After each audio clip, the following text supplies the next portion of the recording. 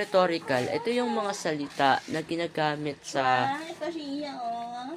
sitwasyon na posible mangyari, ngunit ito ay hindi pa tiyak na mangyayari. Ibig sabihin, ito ay merong tsansa, ngunit hindi ito buo na tsansa o magaganap na talaga na maaaring naisip ng isang tao o grupo ng tao. Halimbawa ng pang-rhetorical ay baka. Hindi ito isang hayop. Ito ay salita na hindi hayop ang tinutukoy. Ito ay kagamitan na salita o yung mismong pang-rhetorical ay kagamitan upang magkaroon ng ideya kung ang sitwasyon na yon ay magkakaroon pa ba ng dagdag na sitwasyon o dagdag na problema o saya na epekto. Baka bukas, katamtaman na, meron ng init, tas may lamig pa. Kaya, yun ang gusto ko na mangyari. Baka yun ang mangyari. Ganun.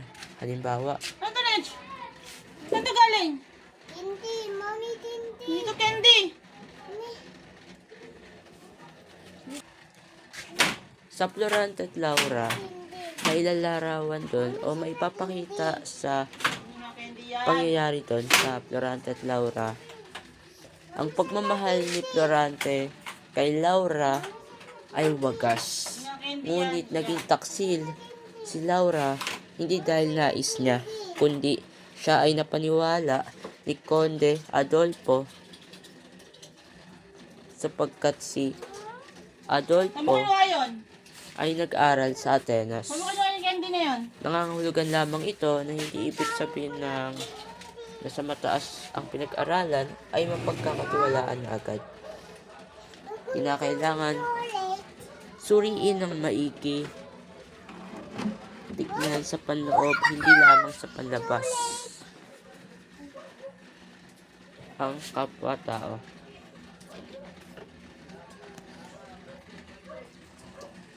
Si Florante ay mula sa Akin na yan.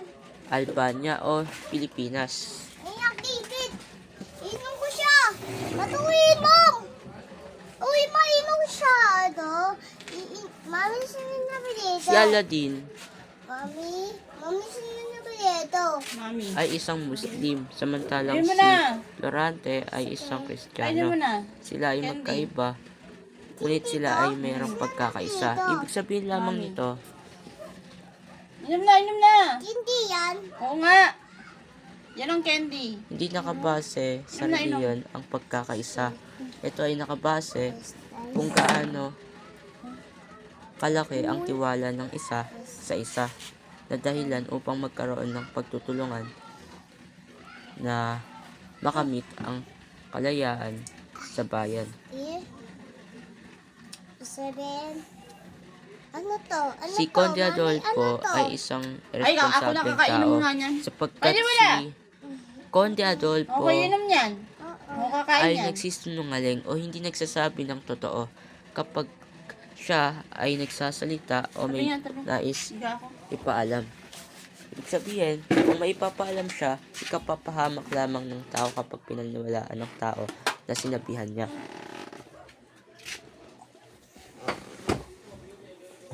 Sa Florante at Laura, dito na ilalarawan kung ano ba yung nangyayari mula noon hanggang sa kasalukuyan. At sino ba si Francisco Balagtas? Si Francisco Balagtas ay isang purong Pilipino na kanyang sinulat ang Florante at Laura na ang layunin ipaalam, buksan ang isipan ng bawat tao sa katotohanan kung ano ba yung nagaganap dito sa bayan. Kung ano-ano ba yung dapat na isinasagawa o na ipapakita.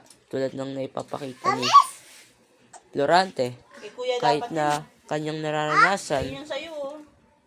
ang Vitamins paghihirap mo, kay kuya vitamins yun eh. dahil sa mga tao na merong kapangyarihan ngunit Kuya di yan, nila ginagamit Tingnan mo yan. sa ikaunlad ng bayan. sila ay nagpapatuloy pa rin Ulit. sa masama, ngunit ang tulad ni Clarante na tao ay nanatili pa rin sa katotohanan. O dapat sana'y mararanasan kung hindi ganun ang naging desisyon ng tao o hindi sila nagtulungan para lamang papaunlad ang kanilang pamilya kundi pati yung bayan.